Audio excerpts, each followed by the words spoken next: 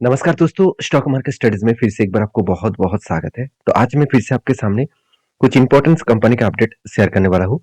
तो वीडियो को पूरा लास्ट तक देखिएगा और अभी तक आपने चैनल को सब्सक्राइब नहीं किया तो जरूर कर लीजिएगा। कंटिन्यूअसली इन्फॉर्मेशन और अपडेट्स पाने के लिए इस चैनल के ऊपर बने रहिएगा। तो चलो देख लेते हैं कौन सा कंपनी है इस वीडियो के अंदर। सबसे पहले मैं बात करूंगा अल्काइल अमीन्स के बारे में। अल्काइल अमीन्स जो एक केमिकल सेक्टर से बिलोंग करते हैं। इस कंपनी एक छोटा सा कंपनी है, करीबन 11,800 करोड़ के आसपास है। और केमिकल के बिजनेस थोड़ा सा प्रेशराइज में है। फिर भी इस कंपनी की हालत उतना खराब नहीं हुआ। अगर इस कंपनी के मैं क्वार्टरली रिजल्ट के बारे में बात करूं तो आप देखेंगे तो सबसे पहले हर किसी कंपनी के क्वार्टरली रिजल्ट देखना चाहिए, क्योंकि वहां से आपको अंदाजा लग जाएगा कि कंपनी किस तरीके से काम कर रहा है। देखिए 388 करोड़ से 322 करोड़, मतलब सेल्स थोड़ा सा कम हो चुके हैं। अभी सेल्स थोड़ा सा कम क्यों हुआ? क्योंकि मार्केट में पहले से ही केमिकल प्रोडक्ट का डिमांड कम हुआ है। और डिमांड कम होने के कारण मार्केट में सेल्स तो कम होगा ही। तो सेल्स कम हुआ, उसके बाद एक्सपेंस को कंपनी अच्छी तरीके से कंट्रोल में रखा। और उसके बाद कंपनी का नेट प्रॉफिट जो 46 करोड़ था वो घट के हो चुका 33 करोड़। इसका मतलब कंपनी के पॉइंट ऑफ व्यू से देखा जाए तो कंपनी के सेल्स प्रॉफिट सब कुछ अभी मतलब देखा जाए तो कम हो चुके हैं। उसके साथ साथ कंपनी के जो बैलेंस शीट है वहां पे एक पॉइंट्स मुझे अच्छा लगा। जब इस कंपनी का खराब समय चल रहा है उस टाइम में भी कंपनी देखिए CWIP में अच्छा खासा निवेश किया, करीबन 350 करोड़ के ऊपर। तो जब कोई कंपनी खुद के बिजनेस के ऊपर अच्छा खासा निवेश कर रहा है और वो भी खराब टाइम में, तो उस कंपनी के ऊपर एक हाई ग्रोथेबल सिचुएशन देखने को मिलेगा। तो क्या अल्काई अमीन्स कंपनी बहुत शानदार है? तो कितना शानदार है वो तो आपको यहाँ पे पता चलेगा। कंपनी खुद के कैपेक्स को कितना बढ़ा रहा है। देखिए कंपनी इस खराब टाइम में जो 2021 में कंपनी का कैपेक्स था करीबन 156 करोड़, वो बढ़ के हो चुके कितना 2022 में 250 करोड़ के आसपास, 245 करोड़ के आसपास। उसके बाद 2023 में वो कैपेक्स बढ़ के हो चुके 300 करोड़। और करंट ईयर में, करंट जो ईयर चल रहा है उसमें कंपनी का कैपेक्स है 200 करोड़ के आसपास। तो कंपनी का प्रॉफिट ग्रोथ, सेल्स ग्रोथ सब कुछ यहाँ पे डाउन होने के बाद भी कंपनी खुद के कैपेक्स को बढ़ाते चले जा रहे हैं। अभी क्वेश्चन ये आएगा कि सर कंपनी क्या सस्टेन कर पाएंगे? देखिए कंपनी जो DMAHCL जो प्रोडक्ट है उसके ऊपर 40% मार्केट शेयर लेकर रखा है। और साथ ही साथ कंपनी का जो रेवेन्यूज है उसके बारे में चर्चा करूँ तो कंपनी का जो रेवेन्यूज है वो कहाँ कहाँ पे आ रहा है। इंडिया से 84% और रेस्ट ऑफ वर्ल्ड से 15%। और कंपनी के जो प्रोडक्ट है वो एमोनियस एंड एमोनियस जो डेरिवेटिव्स जो प्रोडक्ट है उसके ऊपर 75%। बाकी आधा स्पेशलिटी केमिकल्स के ऊपर 24% और अदर्स प्रोडक्ट के ऊपर 0.01%। तो कंपनी की जो बिजनेस है वो सही तरीके से सही ढंग में चल रहा है। तो कंपनी के बिजनेस में थोड़ा सा वीकनेस पॉइंट यही है कि कंपनी फ्यूचर में टाइम लगेगा इसको ग्रोथ करने में। तो इसीलिए शायद कंपनी के ऊपर एक बिग प्रेशराइज देखने को मिला। अगर कंपनी के टॉप लेवल से मैं डाउन लेवल तक देखूं, एक अलग लेवल का सेल ऑफ देखने को मिला। टॉप लेवल कहाँ पे था? टॉप लेवल इसका था कंपनी का 4,700 के आसपास, 4,780 के आसपास। और आज वो ही कंपनी 2,300 में चल रहा है। तो 2,300 में चल रहा है, मतलब ऑलमोस्ट कंपनी 50% करेक्शन हो चुका है। तो इतना करेक्शन होने के बाद मैंने आपको ये बताया था कि यहाँ पे कंपनी का स्ट्रांगली सपोर्ट है। इस सपोर्ट को रीटेस्ट करेगा, उसके बाद ऊपर जाने की कोशिश करेगा। देखिए इतने दिनों में कंपनी एक रेजिस्टेंस को बार बार वो फेस कर रहा था, इसी रेजिस्टेंस को ब्रेक नहीं कर पा रहा था। तो फाइनली यहाँ पे क्या हुआ, कंपनी ने ब्रेकआउट किया। ब्रेकआउट करने के बाद यहाँ पे स्ट्रांगली एक रेजिस्टेंस था, उस रेजिस्टेंस को ब्रेक नहीं कर पाया, नीचे आया और बार बार वो उसी लेवल से रीबैक करने का कोशिश कर रहा है। अभी देखिए दो तरीके से सिनेरियो में ये देखूंगा। पहले एक सिनेरियो यहाँ से एक अगर कप बने, उसके बाद एक हैंडल बटन क्रिएट करे, तो मैं जरूर कुछ डिसीजन लूंगा और आपके साथ भी शेयर करूंगा। और देखिए जब भी कोई कंपनी स्ट्रगल मूड में भी अच्छा खासा बिजनेस कर रहा है तो उसका ग्रोथ होने का चांसेस बढ़ जाते हैं। तो बाकी इस कंपनी के ऊपर आपके क्या ओपिनियन है जरूर कमेंट्स करके बताना। नेक्स्ट जो कंपनी उसका नाम है राजेश एक्सपोर्ट। देखिए राजेश एक्सपोर्ट के ऊपर सबसे पहले मैं एक चीज आपके साथ शेयर करना चाहूंगा। वो है कंपनी के, अगर बिजनेस के बारे में बात करूं तो company gold and gold products के ऊपर ही पूरा का पूरा 100% बिजनेस कर रहा है। और कंपनी के जो प्रोडक्ट है वो रिटेल सेगमेंट में कम बेचा जा रहा है, बाकी बिलियन के सेगमेंट के ज्यादा बेचा जा रहा है। उसके साथ साथ कंपनी की जो बिजनेस है वो सबसे ज्यादा कहाँ पे चल रहा है आप देखेंगे तो यूरोप में सबसे ज्यादा 29%। उसके साथ साथ इंडिया में 19%, नॉर्थ अमेरिका में 18%, ईस्ट मिडिल ईस्ट कंट्रीज में 14%, साथ ही साथ फार ईस्ट में 13% और चाइना में कितना 7%। तो कंपनी का बिजनेस सिर्फ इंडिया में नहीं, ऑल ओवर वर्ल्ड में फैला के रखा है।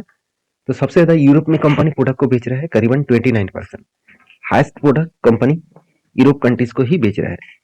तो इस कंपनी के ऊपर आपको हमेशा फोकस होना चाहिए, क्योंकि कंपनी का जो प्रोडक्ट है वो डिमांडेबल है और फ्यूचर में भी और भी डिमांड बढ़ने का चांसेस है। क्योंकि राजेश एक्सपोर्ट के ऊपर में एक बात मैं जरूर कहूंगा, कंपनी में इस बार शायद कंपनी का प्रॉफिट लॉस बहुत कम हो चुके हैं।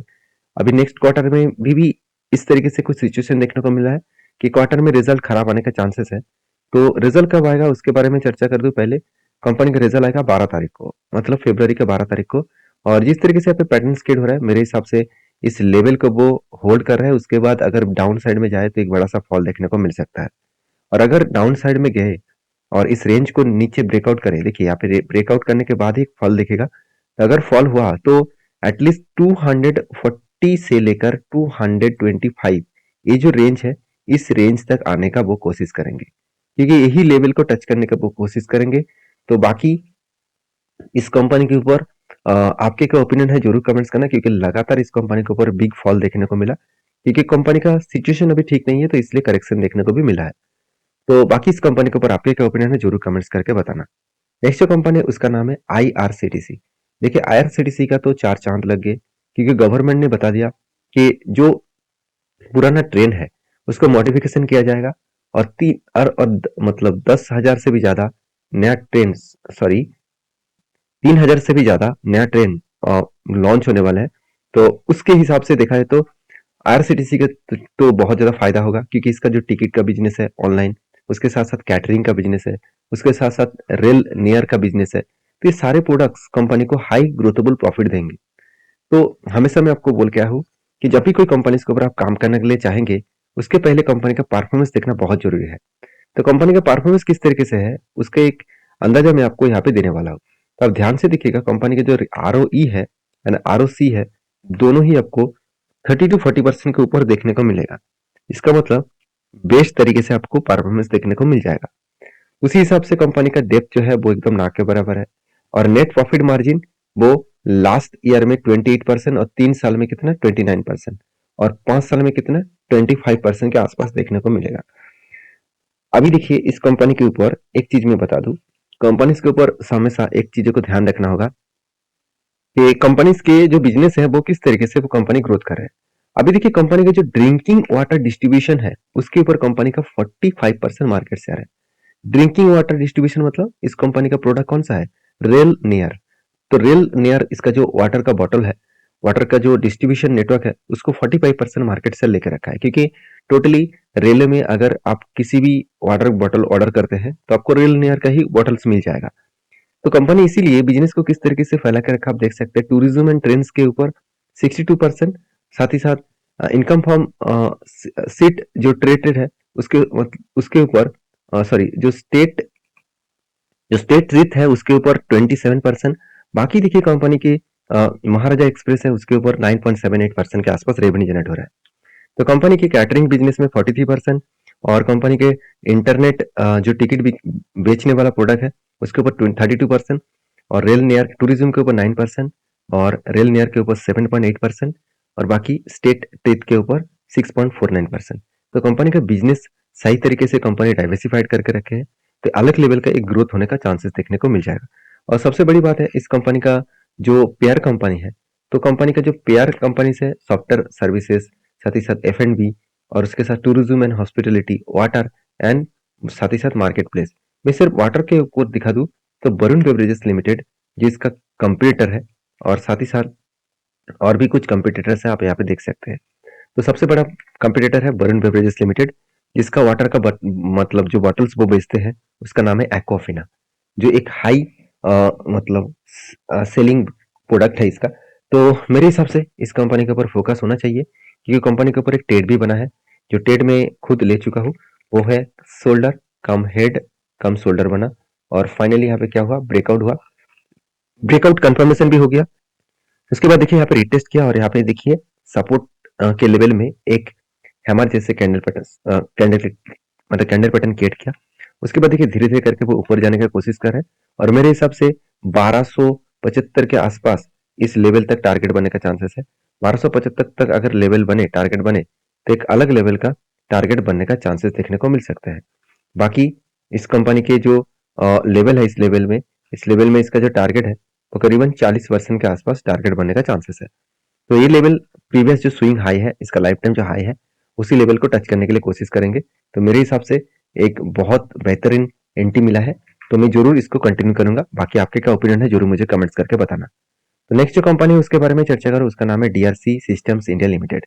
तो डीआरसी सिस्टम इंडिया लिमिटेड जो एक छोटा सा कंपनी है, तो इस कंपनी फिर से एक बार बहुत बड़ा अपडेट दिया, वो है बोनस का।